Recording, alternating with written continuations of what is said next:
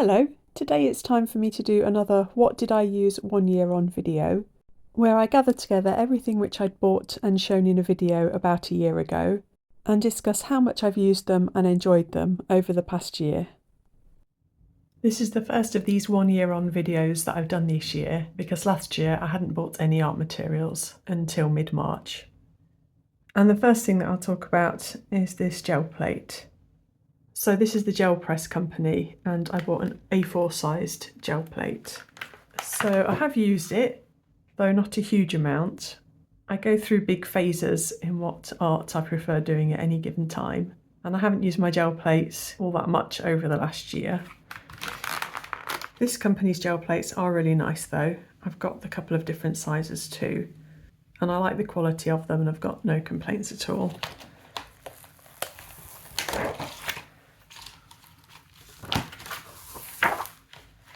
I know this is an art medium that I definitely will revert to again though, because it's great fun. And the A4 size is a really lovely size to work with. Something else that I bought in that art haul was this Pith Oroblanco Sketchbook, which is a little bit grubbier looking now. And I've used this a fair bit over the last year. I quite like the paper. It's not amazing for very wet mediums, but the sketchbook folds open completely flat and it just feels like a very welcoming kind of sketchbook. I don't know how else to put it. So this is one picture that I'd done, and I'd used the A4 gel plate for this one. I think I'd used it almost like a stamp. I think I'd masked off sections of the gel plate by cutting out just printer paper and then kind of stamping sections at a time.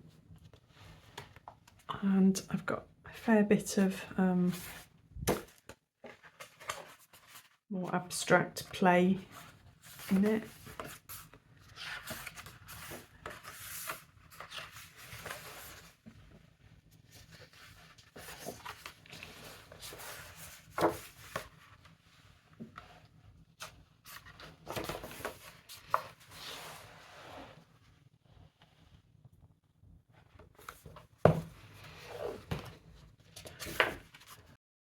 I've tried out quite a few different mediums, and the paper does crinkle up when I use too wet mediums. Right, these were gouache.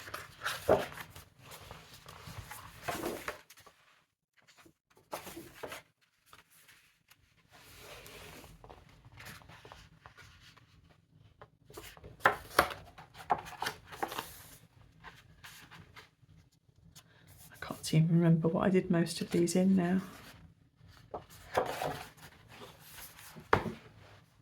That's the more recent one I did from Katie Moody's new book. So I'm not quite halfway through that book yet, and no regrets about getting it. The spine seems to have held up pretty well. And actually, while I've got this out, I'd bought the Faber-Castell gelatos in the pastel set. Let's swatch them out here. I'd already had the Faber-Castell gelatos translucent set and I'd really liked them, and I was drawn to some of the colours in this pastel set. So some of the colours I've definitely used more than the others. I know I've had the two blues in various travel sets and used them for skies as part of mixed media paintings going over the top of watercolours.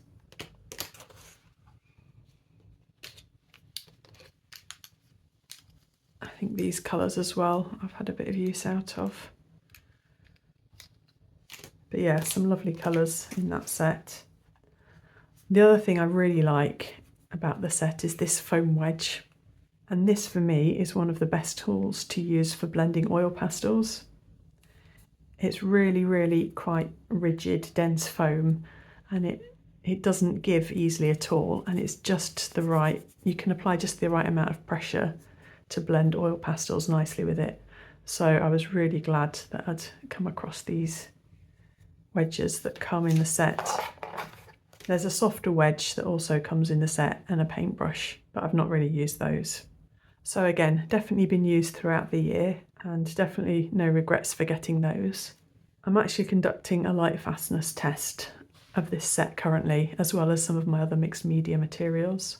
So it hasn't been up for very long yet, just about a month and a half. So I think that's the colours. Well, these are a mixture of the translucents and the pastels, but the pastels are mostly on this page. So I'll just get the halves out that haven't been in the sun and see if there's been any change in the month and a half. I'll give you a closer look. Yeah, so already there's been some change in some of the colours. The green is a bit less vibrant. The pink has lost some of its warmth and the peach one's faded quite a bit. The others aren't looking too bad.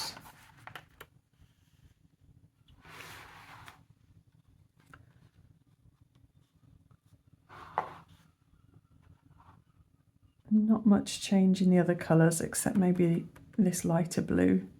So I'd bought these with the intention of using them just in sketchbooks anyway, and I'd not assumed that they had any particular light fastness. So I don't mind the outcome, but it'll be interesting to see what it's like over time. And then also around the same time, I'd been interested in doing some more abstract-y type paintings. And so I bought some tools which I thought might be fun to use with those and that would help me loosen up a little bit. And the majority of these I have definitely enjoyed over the past year. This Princeton Catalyst Wedge, this is the W061. It's quite soft, flexible silicone, and I absolutely love it. It's just the most enjoyable tool to use and just freely smear paint around your surface. So heartily recommend and enjoy this one. These two are in the C range, and these are made of a different kind of material. They're a lot more rigid, and I haven't used these as much. I think partly because they're a very specific pattern that they produce, and I'd still say they're nice tools, but yeah, they haven't had as much use. And then this Liquitex Freestyle brush, I've enjoyed this one. I've used it for painting all of my background layers on my acrylic board paintings, and then for some of the actual paintings themselves. And then I only had a tiny little palette knife before, and this company, which I can't even read it anymore, but I bought this from Jackson's Art, and they have a huge range of different palette knife heads to choose from. And I did spend quite a bit of time looking at all the shapes and trying to envisage how I would use them. And I'm really, really pleased with the one I selected, this kind of long, narrow head. It's just been exactly, I don't know, it just feels so nice, so flexible. I can cover a good area with it, but at the same time I can do a little bit more detailed stuff with the point. And again, absolutely zero regrets about this. I really, really like it. And then these two silicone brushes I just picked up inexpensively on Amazon, and I've really thoroughly enjoyed these two as well.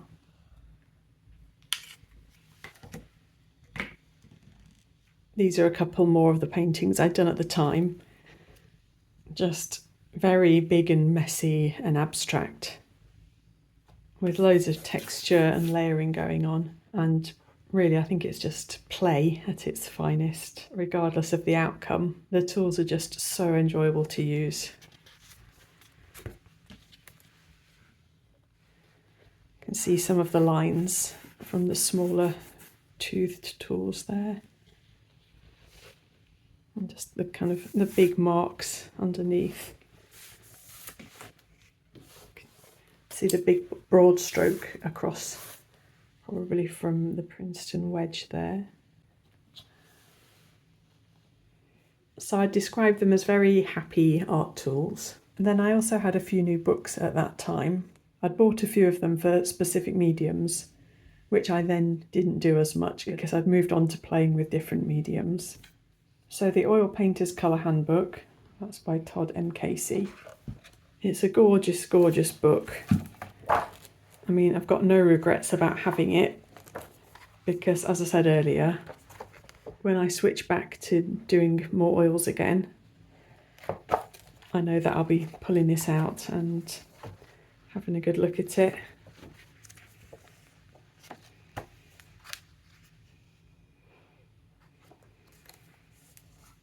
It's quite a technical book in some ways, but it's also just got lots of beautiful inspiration.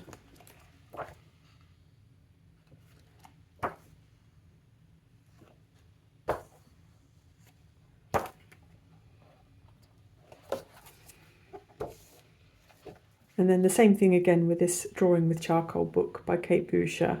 I was really interested in charcoals at the time and then have hardly done anything since with them.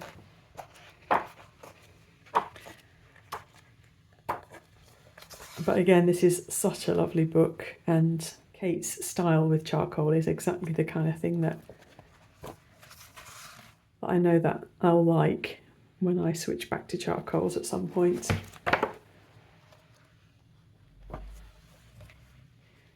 I think it's almost like having a security blanket, knowing that when my focus switches, I've got some really, really good resources to turn to and immediately be able to get stuck in with things again. I bought the Illustrated Story of Art just to kind of increase my broader art knowledge. And this is a great book. It's really interesting. It covers lots of stuff. It appeals to the methodical side of my mind to have the timeline going through.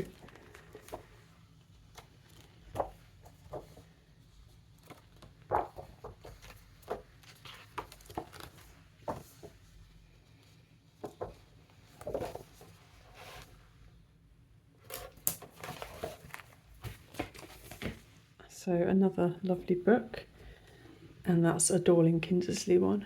And then the two final books which I'd bought around that time, I have really, really enjoyed, and these two I've looked at quite a bit more than the others. So this book by Martin Salisbury, it's very illustration based, and it covers quite a few different illustrators. So you get lots of variety and a lot of insight into people's sketchbooks.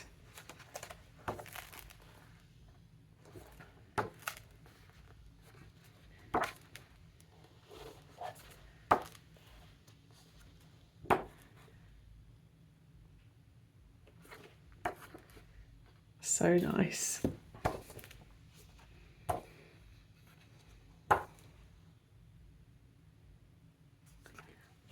Yeah, just one of those happy books to sit and flick through. And then Landscape Painting Now. And this is edited by Tom Bradway. And again, this covers lots and lots of different artists and so many different kinds of landscapes. It's just an incredible book. I don't necessarily like quite a few of the paintings in it, but it's still just so good.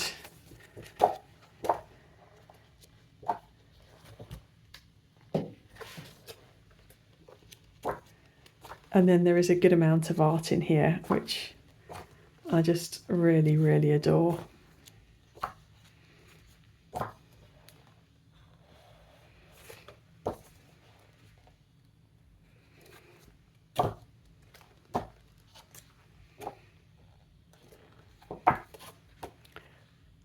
I'm just smiling looking through it again already. It's just the reaction it has.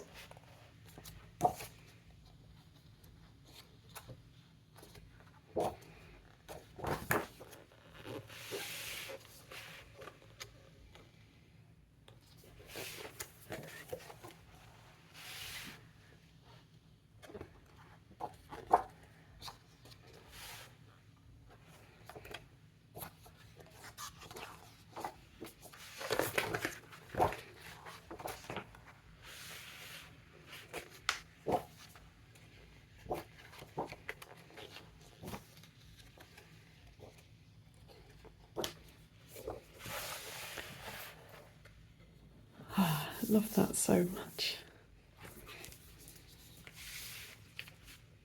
So I think of all the books, I'm really glad I've got them, but some I've used much more than others over the past year. And then I'd also discovered the Indigo range of sketchbooks from Artway. And these are 100% cotton papers. And they're very reasonably priced. So I've got this one regular sketchbook. And I'd bought it from Amazon Marketplace. It was a fair bit cheaper, even though these aren't particularly expensive sketchbooks anyway. And when I opened it, it had already got a painting in the front cover, which I thought was absolutely hilarious. Not the painting, the fact that it was in there. I think the painting's really cute. So yeah, that had made me chuckle. And I've not actually used this sketchbook loads. It's quite coarse paper and it's not always the surface that I want to paint on, but it's certainly not bad to paint on. I think I'd been using Gansai Tambi's granulating paints with Inktense pencils for this one.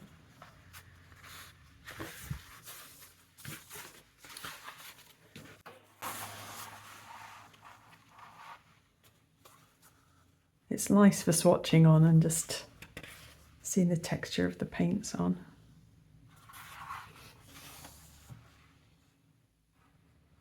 I think this was just a therapeutic swatching session one day when I just wanted to paint with some of my favourite watercolours.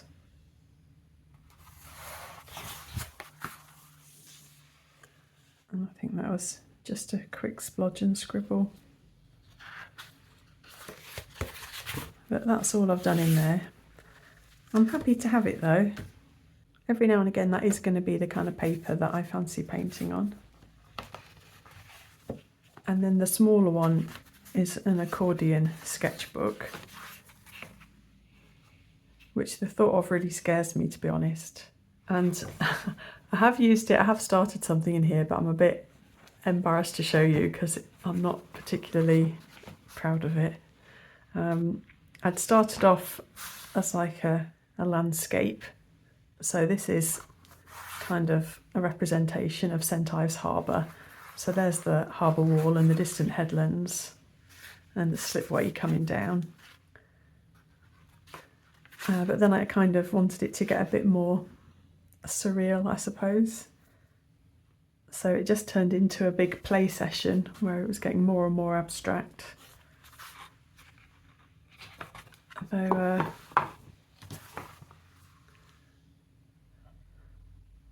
I'm not so sure about the finished result, but I did thoroughly enjoy the play element of just putting paint to paper.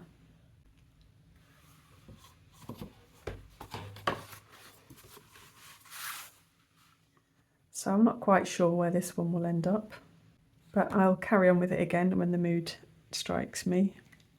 And then the final things that I'd bought were some paints and a paintbrush. So I'd been dying to try out these Lutea handmade watercolour paints, and I'd narrowed it down to these 5 colours. So I think here, this is when I swatched them out and saw what colours I could make. And I do think they are beautiful watercolours. They're very different. They've got a lot of texture to them. I don't even quite know how to describe. It's not granulation in the same way that Schmincke super granulation paints granulate, but they just kind of have an earthy textured quality to them. I had a problem with the yellow when I first got them. The yellow was a lot harder than the others. And Jackson's, where I'd bought them from, did actually refund the yellow because they'd said that there'd been a problem with quite a few of the yellows. The Lutea paints do dry, probably the hardest of all my watercolour paints, and the yellow especially. I managed to squeeze them out into a pan.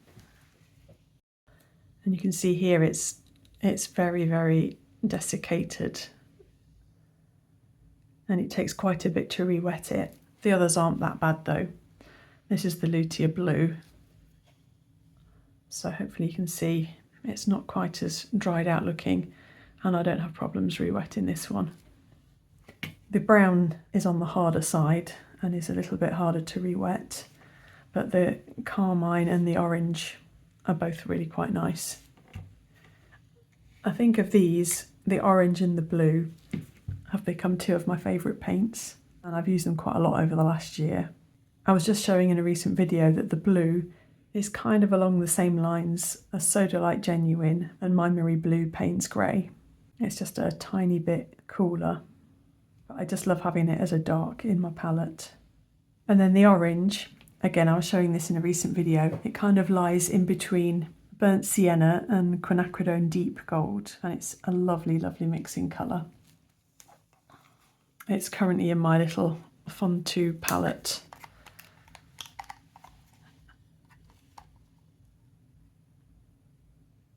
So you might be able to see it does look a bit drier.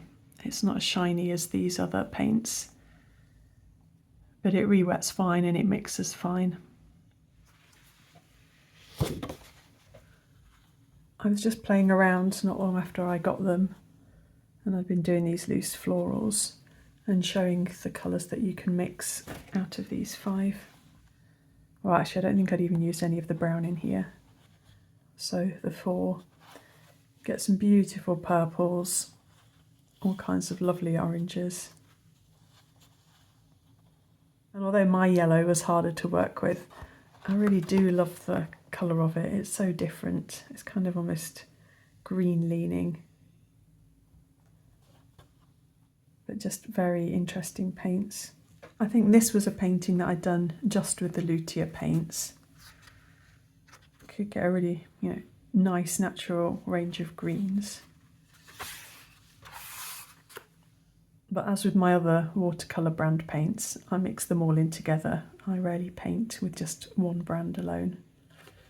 So these are some of the paintings from my sketchbook recently that have used the Lutea orange. So these nice mixtures.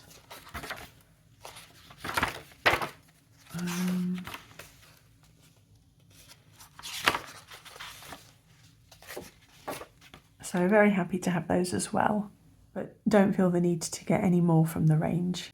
I think those colours have been plenty.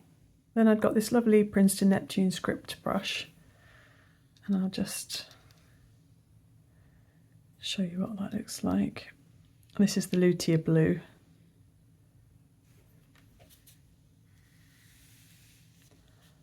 So you can get lovely narrow lines with it.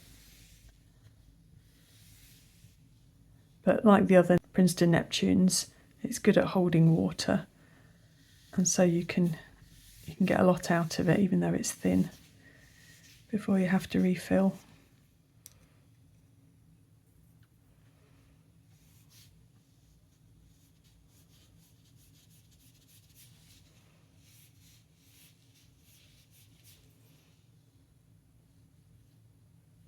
So yeah, Princeton Neptune is one of my most favourite ranges and brands, and this brush was no exception. And then the very last thing of all, I'd bought some Schmincke Linoldruck. It's lino printing paint, and I'd bought this as a replacement for one that I'd used up before. So I've used it a reasonable bit. I had to print up some more cards recently for the art gallery and for my craft market. So this is some video from a couple of weeks ago when I'd been doing that.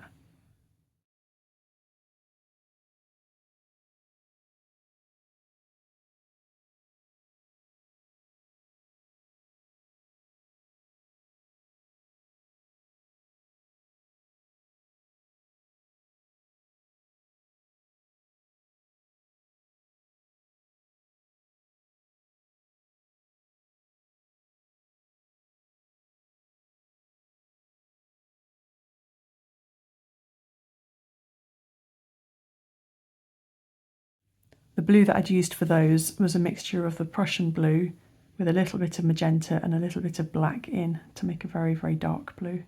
And I really like this ink. I just find it reliable and smooth, nice quality for the level of complexity of printing that I'm doing. So I hope you liked that little run through 1 year on. I definitely have some real favourites from that art haul. And I was just saying recently that I'd had a big art clear out and either sold or given away quite a few of my art materials that I wasn't using as much as others. But I'm hanging on to all of these. Thanks ever so much for watching. Bye!